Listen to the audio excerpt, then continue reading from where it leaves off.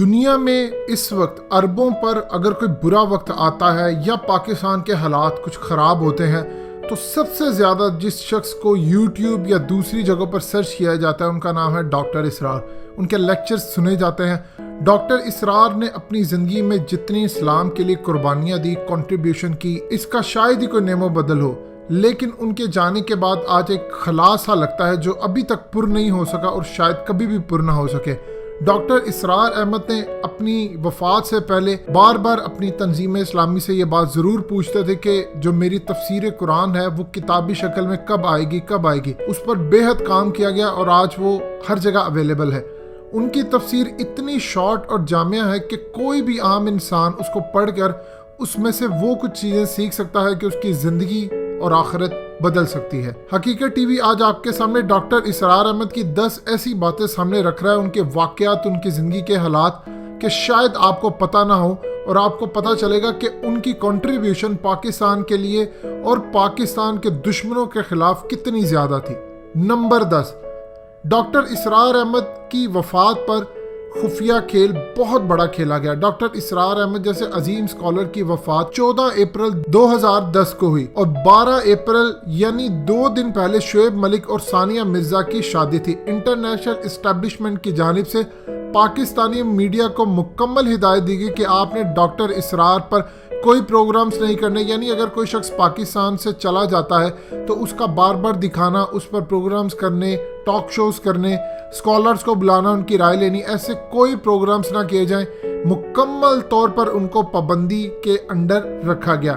صرف ایک چھوٹی سی خبر چلی کہ ان کی وفات ہوگی، لہٰذا سارا فوکس سارا ہفتہ شعیب ملک اور ثانیہ مرزا کی شادی پر لگایا گیا۔ ایجنڈا تھا کہ ڈاکٹر اسرار احمد نے جو یہودیوں، اسرائیل اور امریکہ کے خلاف کام کیا، جو ان کی کنٹریبیوشن تھی، اس کے بعد وہ نہیں چاہتے تھے کہ کوئی بھی دوبارہ ایسا اسکالر پیدا ہو۔ نمبر 9، ڈاکٹر اسرار احمد کو 90% میڈیا پر بین کر دیا گیا۔ 2006 کو کینیڈا کے نیشنل پوسٹ نے بہت بڑی ہیڈ لائن لگائی ڈاکٹر اسرار احمد کی کہ یہ بات کوٹ کرتے ہوئے ان کے بارے میں بتایا کہ ڈاکٹر اسرار کا کہنا ہے کہ عرب مکمل یہودی زائنسٹ کے کنٹرول میں آ چکا ہے، اس لیے اب پاکستان کی ذمہ داری ہے کہ وہ کھل کر میدان میں آئے اور اسرائیل کے خلاف جنگ کر دے۔ پاکستان اس وقت اس پوزیشن میں ہے کہ وہ عرب ملکوں کو بچا سکتا ہے۔ اس کے بعد CIA کی ہدایت پر پاکستان کے 90% میڈیا چینلز پر ان کو بین کر دیا گیا اور ان کے پروگرامز روک دیے گئے۔ نمبر 8، ڈاکٹر اسرار احمد نے جب ججوں کی تحریک اٹھی، ملک میں ایمرجنسی لگی، تو کھل کر مشرف کو وارننگ دی کہ نیٹو کی فورسز ملک کو تباہ کرنے کے قریب پہنچ چکی ہیں۔ ان کو شاید سمجھ آ گئی تھی کہ افتخار چودھری کی کیمپین کے پیچھے بہت بڑی گیم ہے اسرائیل کی۔ انہوں نے مشرف کو کہا کہ اقتدار چھوڑ دو، یہ تباہی ہونے جا رہی ہے، بھارت 1971 والا کھیل کھیلنے کو تیار ہے۔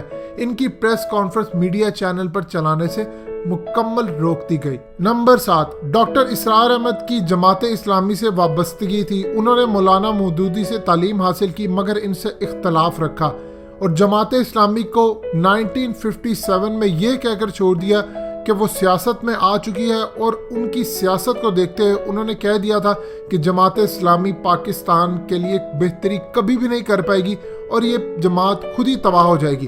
40 برس بعد پتہ چل گیا کہ جماعت اسلامی ملک کا کیا حشر کر دے گی۔ ان کا یہ کہنا تھا کہ میں نے 40 برس پہلے ہی اندازہ لگا لیا تھا، دنیا نے دیکھا، اور ان کی علم اور عقل کا یہ عالم تھا کہ انہوں نے آنے والے حالات کو اچھی طرح سمجھ لیا۔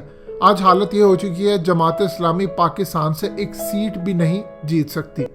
نمبر 6، ڈاکٹر اسرار احمد ایک انتہائی ذہین قسم کے ڈاکٹر تھے۔ انہوں نے اپنی زندگی قرآن اور اللہ کے دین کے لیے وقف کر دی۔ سہیل وڑائچ نے جب ان کا انٹرویو لیا تو ان کو پتا چلا کہ قرآن اکیڈمی نے ان کو ایک چھوٹا سا کمرہ نما فلیٹ دیا ہوا ہے جس میں 55 سال پرانا بیڈ ہے اور چھوٹی سی فریج ہے۔ جب ان کا انتقال ہوا تو ان کے پاس اپنی ذات کے لیے چند ہزار روپے بھی نہیں تھے، مگر پھر بھی وہ ہر وقت اللہ کا شکر ادا کرتے تھے۔ نمبر 5، ڈاکٹر اسرار احمد نے عربوں کی تباہی پر جو کچھ کہا ایک ایک لفظ سچ ثابت ہوا۔ ان کے بیانات پر عرب ملکوں خاص کر سعودی عرب اور UAE میں پابندی لگا دی گئی کیونکہ ان کے نزدیک عرب مسلمانوں کی تباہی کے سب سے بڑے ذمہ دار ہیں، اور نمبر 2 پر آتے ہیں پاکستان۔ انہوں نے اللہ کا دین نافذ نہیں کیا جبکہ اللہ سے ایک جھوٹا وعدہ کر کے मुल्क लिया कि अल्लाह तू मुल्क दे, तेरा दीन नाफिज करेंगे, लेकिन हमने ऐसा कुछ भी नहीं किया। उनका कहना था कि अरब ने ना तो सूद को ख़त्म किया और ना ही उन्होंने मलूकियत को ख़त्म किया। ये अल्लाह और उसके नबी के सबसे बड़े बागी हैं। उसके बाद आता है पाकिस्तानियों का नंबर 4। डॉक्टर इसरार अहमद ने 1997 में नवाज शरीफ को 2/3 अक्सरियत जीतने के बाद और चारों सूबों में हुकूमत बनाने के बाद कहा कि मुसलमानों की तारीख में जमहूरियत में कभी किसी को इतना बड़ा इक़्तिदार नहीं मिला। आप अल्लाह का दीन नाफिज कर दें, इससे बड़ी कोई बात नहीं होगी। यहाँ कुरान का निज़ाम ले आए, आपके पास अक्सरियत है, अभी सूद ख़त्म कर दें। नवाज शरीफ के वालिद ने डॉक्टर इसरार को कहा कि आप तशरीफ़ ले आएं, जिस पर उन्होंने इंतहाई नाराज़गी का इजहार करते हुए नवाज शरीफ के घर से किसी किस्म का कुछ खाने पीने से भी अपने आप को रोक लिया। ये सुनकर नवाज शरीफ, उनके भाई शहबाज शरीफ और उनके एक मरहूम भाई अब्बास शरीफ और उनके बाप तमाम डॉक्टर इसरार अहमद के पास अगले ही दिन पहुंच गए और उनको आकर कहा कि आप बेफिक्र हैं, हम अल्लाह का दीन नाफिज करेंगे। लेकिन वो अपने वादे को पूरा बिल्कुल भी ना कर सके। उसकी बजाय उन्होंने सूद के हवाले से और उसको बढ़ावा दिया। डॉक्टर इसरार अहमद के मुताबिक कि सऊदी अरब में नवाज शरीफ के बाप उनसे मिले थे और अल्लाह के घर भी उनको कहा था कि हम ऐसा ही करेंगे, बेफिक्र है, लेकिन उसके बाद उन्होंने बिल्कुल भी ऐसा न किया। बाद में विकीलीक्स के मुताबिक पता चला कि 2/3 अक्सरियत वो CIA ने उनको दिलवाई थी। नंबर 3, डॉक्टर इसरार अहमद पर यहूदी ज़ायनिस्ट ने हमेशा से खास नज़र रखी हुई थी। डॉक्टर इसरार अहमद ने यहूदियों के सीने में अपने कलम के जरिए खंजर मारना चाहा, वो अपना काम कर गए। यहूदियों ने इनको पाकिस्तानी मीडिया पर मुकम्मल बैन करवा दिया, इनके खिलाफ पाकिस्तान भर में मुजाहरे करवाए, इनको टीवी चैनल पर बैन करवाया। लेकिन डॉक्टर जाकिर नाइक ने इनको अपने पीस टीवी चैनल पर जगह दी और आज भी उनके लेक्चर्स वहां पर चलते हैं, क्योंकि डॉक्टर जाकिर नाइक खुद यहूदी ज़ायनिस्ट के खिलाफ रहे हैं। इनको हर तरह से यहूदियों ने मीडिया से दूर रखा कि कहीं इनका पैगाम पाकिस्तान के हुक्मरानों तक ना चला जाए, और काफ़ी हद तक यहूदी ज़ायनिस्ट इसमें कामयाब भी हुए। आज इनकी वफात के बाद यूट्यूब पर पाकिस्तान के आने वाले हालात पर सबसे ज़्यादा रिसर्च होती है। अरब की तबाही जो नज़र आ रही है, इस पर जब कोई बात होती है तो इनके क्लिप्स निकाल कर दिखाए जाते हैं। नंबर 2, डॉक्टर इसरार अहमद ने अपने इल्म दीन से जिस तरह मुसलमानों की रहनुमाई की, बताया कि आखिरी जंग सर पर खड़ी है, हरमिजदून दज्जाल के टॉपिक पर इनकी कमाल ग्रिप और महारत, कुरान की तफसीर इनकी बेहतरीन तफसीर थी। ये सब ज़बरदस्त काम थे, मगर एक चीज़ जिस पर पाकिस्तान की फ़ौज ने इनके इल्म से बहुत ज़्यादा फ़ायदा उठाकर अमल किया और पाकिस्तान को बचाया, वो था कि कई साल पहले डॉक्टर इसरार अहमद ने भांप लिया था कि पाकिस्तान के एटमी हथियारों पर दूसरे ममालिक हमला करने चाहते हैं, इसको बचा ले। इसलिए पाकिस्तान की फ़ौज और ISI ने जब देखा कि मामलात हद से ज़्यादा ख़राब हो सकते हैं, तो उन्होंने डॉक्टर इसरार की रहनुमाई ली और पाकिस्तान के दिफा की कमर कस ली और उन्होंने पाकिस्तान को बेहतरीन डायरेक्शन पर डाल दिया। और आज पाकिस्तान जिस डायरेक्शन में गया है, इसमें उनकी रहनुमाई का बहुत बड़ा हाथ है।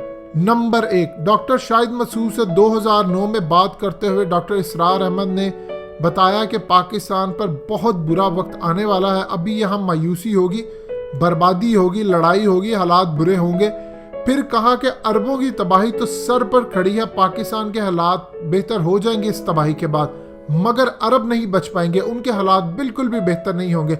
ये क्लिप डॉक्टर शाहिद मसूद कई दफ़ा चला भी चुके अपने प्रोग्राम में, और पाकिस्तान के टॉप के इदारों ने इस क्लिप की रोशनी में पाकिस्तान को बचाने के लिए काफ़ी इक़दाम किए। आज आपको जो नज़र आता है वो पाकिस्तान के इक़दाम, इनमें डॉक्टर इसरार अहमद की काफ़ी कंट्रीब्यूशन भी है। आज भी जब ये क्लिप सुनते हैं तो लगता है कि अल्लाह ने उनको जो इल्म अता किया वो कम ही लोगों को अता किया।